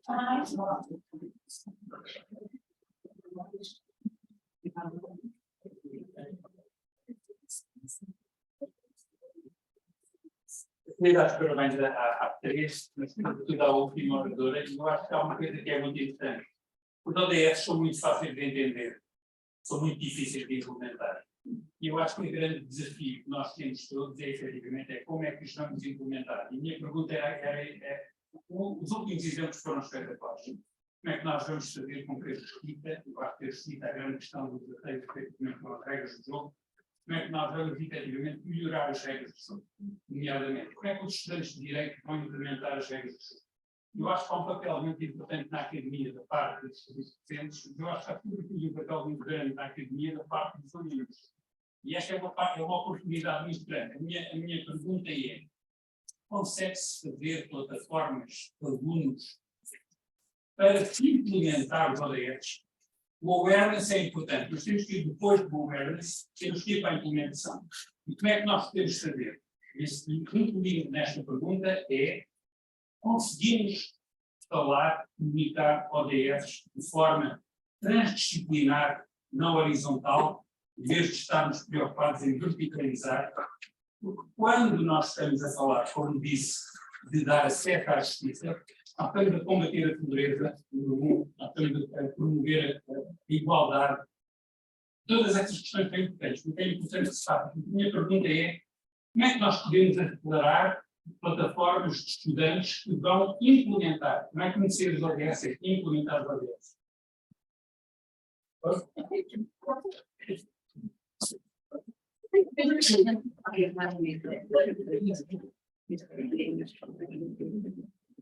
Eu agradeço a pergunta, eu acho que é muito interessante porque em cima direito ser uma posição teórica, como é que conseguimos formar jovens com as hard skills, mas depois também com os soft skills para implementar na prática e saber como é que há aqui a liderança dos estudos. Nesse sentido, eu creio que em contexto de licenciatura, de incentivar os estudantes, e em relação ao tema da justiça, é algo que acaba por acontecer de um momento muito tardio, porque, por exemplo, a sensibilidade que eu tenho agora sobre o sistema de justiça está simplesmente a começar, porque eu estou no quarto ano, só leio que todo o processo, senti muito mais direito substantivo antes, portanto, o meu espírito crítico sobre essa realidade começa um pouco mais tarde do que eu, por exemplo, eu esperaria, porque já estou numa sensibilidade de 18 anos e só leio para poder 22, portanto, dizer isso. E entendo que, portanto, esta participação dos jovens, não na parte do conhecimento, mas na intervenção, seria muito importante pela sensibilização e mobilização para projetos, a tal componente de ensino integral, não só de ser valorizada a parte dos conhecimentos, mas o que é que aquele aluno está a fazer para a sociedade, de modo que ele já se está a predispor a contribuir. E, portanto, eu incentivo sempre a um sistema, não sei se acreditável, ou seja, de critérios, nós temos um popular de direito, não temos muitos projetos de soft skills que sejam acreditados, mas entendo que é uma componente que deveria ser mais valorizada. Por exemplo, a participação dos jovens em projetos como Alpha, que eu creio que seria muito importante, porque acaba também ir ao encontro destes objetivos na nossa realidade e de uma forma muito prática. E, portanto, entendo que essa comunicação também é muito importante e essa comunicação depois precisa de ser efetiva. Portanto, os alunos realmente não precisam só de saber, precisam de participar. Mas existem vários mecanismos e por isso creio que parte primeiro sempre do espírito espontâneo de cada um, isso é inevitável, e depois a parte daquela criatividade que pode ter mais influenciada, mas portanto já é significativa, realmente pode ser por um sistema de, dentro da própria licenciatura, ser mais acentuado. É ficar implementar a habilidade mais nova, a questão de ser comunicar as unidades exteriores. Vai ao professor Pedro Santos para dar as 10 palavras. Obrigado.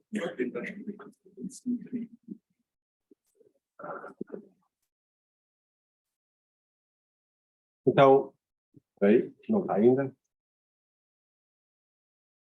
Então, muito boa tarde a todos.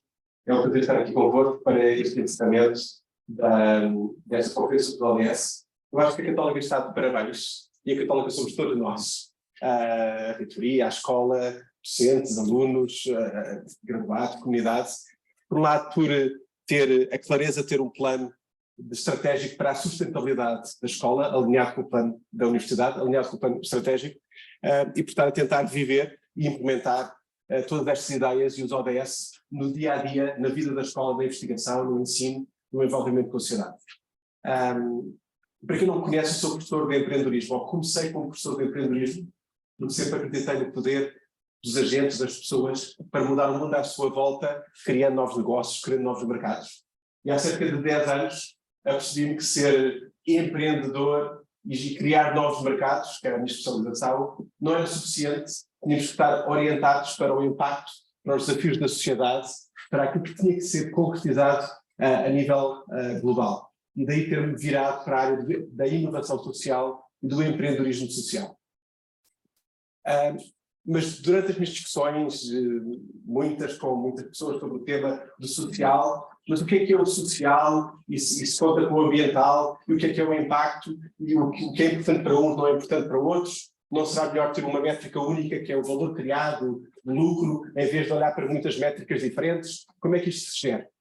Eu acho que o aparecimento dos ODS veio ajudar muito nestas discussões, porque de repente havia, e existe, uma agenda universal. Não, nós discutimos todos estes temas a nível global, múltiplos stakeholders, e encontramos um conjunto de prioridades, um conjunto de objetivos de ação bonitos e claros que nos ajudam a guiar e orientar.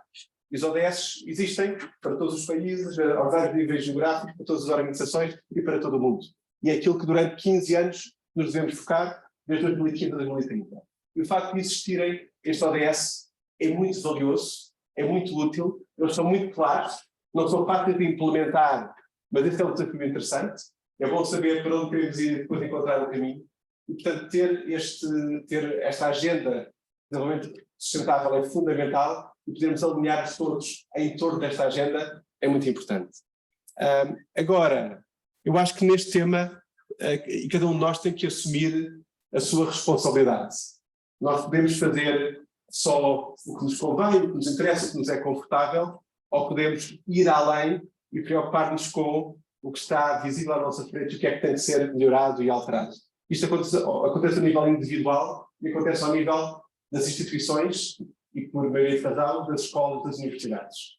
E claro, hoje em dia todos nós percebemos que no lugar, de certa forma, privilegiado onde nós estamos, com o conhecimento que temos, com as oportunidades que tivemos, com nascer num bom país que é Portugal, nós não podemos ficar indiferentes aos desafios que existem para o mundo e temos que assumir a nossa responsabilidade. E eu acho que isso é claro para todos, daí estamos aqui.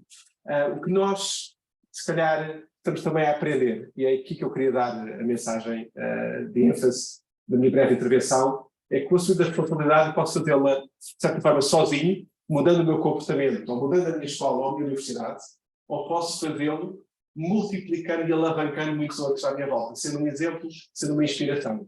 E quando eu o faço dessa forma, multiplico o meu impacto e ajudo a criar este caminho. E, portanto, quando alguns de vós criam movimentos sociais, lançam uma iniciativa de impacto social, lançam uma plataforma, se mobilizam em rede, então multiplicar por 10, por 100, por 1000 ou por 10.000 o vosso impacto potencial. Quando uma escola como a Católica Lisbon mobiliza 50 empresas para promover o mental well-being in the workplace, não estamos só a fazer algo, estamos a mudar a agulha a nível do país, com o Pacto para a Água, quando estamos a trabalhar com as empresas para implementar a agenda ODS nas 69 empresas portuguesas, estamos a ajudá-los a fazer este caminho e a multiplicar por 60 ou por 100 o nosso impacto. E, portanto, quando nós temos esta capacidade de não ser apenas, não mudar o que nós fazemos, mas ser inspiradores para outros e dar um exemplo a outros, somos multiplicadores. E depois há a componente de conhecimento, que é também a essência da universidade. Se nós conseguimos criar as evidências, a política certa, a forma certa de pensar, a governança certa e de decidir, o impacto é de milhões. Nós, por exemplo, agora com a Jornada Mundial da Juventude, estamos a trabalhar na economia de Francisco. O que é que pode ser um capitalismo que seja inclusivo, que seja protetor do ambiente, da casa comum, que nos envolva a todos? Quais seriam as regras e os modelos deste capitalismo? Se nós conseguirmos mudar a agulha em termos de desenho do nosso sistema, então aí podemos, de facto, mudar o mundo, e essa deveria ser a essência do papel da universidade e das escolas. Portanto, nós, na escola da Católica Lisbon, estamos a assumir esse papel e tentar avançar com a agulha nessas várias dimensões, e agradeço a nossa, digamos, unidade avançada para este trabalho, é o Centro for Responsible Business and Leadership, liderado pelo Nuno, pela Filipe e por toda a sua equipa. Sei também que o Gabinete de Responsabilidade Social da Universidade tem feito um trabalho excelente em coordenação com a escola, mas portanto, eu diria que assumir a responsabilidade individual, mobilizar os outros e ter a inteligência para criar, para mudar o sistema com as nossas valências, para que de facto consigamos avançar em frente. É este o nosso caminho e é isso que eu gostaria de deixar enquanto mensagem, digamos, aqui da Católica Lisbon, mas já passada a nossa vice-reitora Margarida Mano, que tem liderado este sistema do nível da universidade. Vamos deixar uma mensagem final e encerrar este evento. Muito obrigado a todos. Dizer de forma breve, para concluir, podia ter sido para começar, era assim que estava previsto, mas não foi possível, de relevante e de útil face ao que ouvimos. Três ideias muito simples mesmo. Primeiro, a Universidade Católica Portuguesa é uma instituição profundamente comprometida com a sustentabilidade. É-o certamente de há muito antes até de o a conhecer, mas é-o claramente pelo compromisso que em 2020 tomou com a United Nations Global Compact ao assumir a orientação dos princípios de orientadores e, no fundo, que é um compromisso efetivo, um compromisso a nível global. É-o também porque no seu plano estratégico em 2021, assumir que não era só um compromisso para fora, era um compromisso para dentro, e era um compromisso exigente, e basicamente assumiu a Agenda 2030 no seu plano estratégico. Portanto, a primeira ideia é claramente uma instituição comprometida, e vocês, muitos, o facto de se inscreverem não é sinal, sabem muito bem, querem saber provavelmente melhor, ao mais alto nível. E a segunda ideia é que esse compromisso é um compromisso compromisso de desenvolver uma ação e uma atividade com impacto no período em causa, de 5 anos, completamente alinhada com a Agenda 2030, com aquilo que são os Objetivos de Desenvolvimento Sustentável, numa linguagem, mas noutras linguagens, aquilo que é, no fundo, ajudar a um mundo melhor pela sua ação. E tenho essa ação futura organizada, de acordo com o plano, não só em termos de missão, daquilo que é o seu propósito, seja em termos de ensino, de investigação ou de responsabilidade social universitária, mas também do ponto de vista da evolução dos seus recursos. Sejam os recursos das pessoas, muito importante, sejam os recursos financeiros, sejam as infraestruturas, os espaços, os ambientes.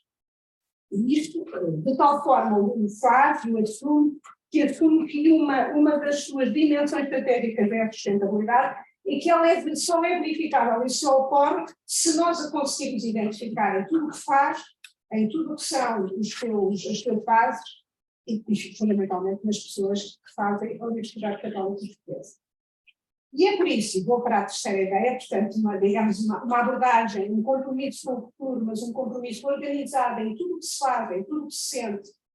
E isto estamos a falar claramente, uma mudança, pelo menos, de uma cultura ambiciosa, que para ser consistente tem que ser profunda, não pode ser por acaso, não pode ser, sobretudo, por projetos, enfim, um bocadinho voluntaristas.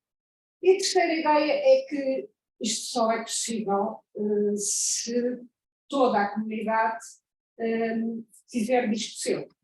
E, portanto, isto não é só uma questão, e eu passo agora aquele agradecimento que também já foi feito, não é? Não é só uma questão daqueles que trabalham arduamente nestas áreas, e estou a pensar nomeadamente aqui no Centro de Business, casos, e muitos outros, alguns para me citar, não é só uma questão das unidades básicas, das faculdades, dos centros de investigação, e aqui naturalmente a CLSP é um excelente evento, como é o IEP, como é a Faculdade de Escola Direta da Faculdade de Lisboa, e como são todas as outras, mas aqui referindo aquelas que de alguma forma estiveram ligadas com esta conferência. Não é só, portanto, digamos, não é só uma questão de ensino, eu vou tentar ser breve, mas as cadeiras ODS são um excelente exemplo de algo que decorre do plano estratégico, ou pelo menos foi impulsionado do plano estratégico, que significa organizar saberes de outra forma, com diálogo interdisciplinar e transdisciplinar, e sobretudo permitir que qualquer aluno, qualquer unidade possa fazer uma cadeira ODS, se alguém seja de forma. Não é só, reparem, na investigação a questão de, muito bem, somos muito bons em investigar, muito bem, mas é importante percebermos em que é que isto contribui para o desenvolvimento sustentável e por isso a investigação linkada, alavancada com os ODS, perceber exatamente o que é que um determinado artigo, para além da competitividade da investigação internacional, em que é que ele ajuda a uma melhor. Não é só na responsabilidade social universitária, através de voluntariado, etc., mas é em cada um, isso foi de alguma forma dito, de alguma forma não foi dito pelo Filipe, exatamente pelo partido, é em cada um. Reparem, para mim, e obviamente que quando um professor, neste caso o professor Mónica Dias, vive e vibra com os ODS, e aqui o ODS 16 eu não disse, mas de facto este compromisso no passado e no presente da Universidade Católica traduz-se em que é a quinta mundial no ODS 16, isto foi certamente referido do ponto de vista das instituições universitárias, o que é óbvio, não é? Mas quando eu vejo ou ouço uma jovem estudante como a Sofia Monteiro, aqui não só numa perspectiva crítica sobre aquilo que são as questões do ensino superior. Eu até posso discordar com ela, mas a verdade é que nós temos aqui alguém que sabe ler onde está, sabe, consegue perceber o seu papel e consegue perceber que, enfim, não basta ser estudante, é preciso conseguir perceber o que é o contexto de ser estudante para que os estudantes que têm acedido a ela possam beneficiar. E reparem, isto é qualidade de educação. Isto é não só naturalmente por esta questão, mas por toda a exposição que fez, a leitura, a forma como se adaptou em termos de tempo, e encolheu um discurso escrito e no teu água, etc. E, portanto, o que eu quero dizer é que, de facto, cada estudante, cada colaborador é fundamental que não só, digamos, compreenda e saiba e usufrua aquilo que são os instrumentos dos Objetivos de Desenvolvimento Sustentável, mas, sobretudo, que tenha na sua ação crítica, comprometida, exigente e participativa, que foi muito referido aqui, pode fazer o seu contributo para aquilo que a Universidade Católica Portuguesa deseja, que é que a sua estratégia contribua para um mundo melhor, onde a Universidade Católica Portuguesa será sempre. Obrigada.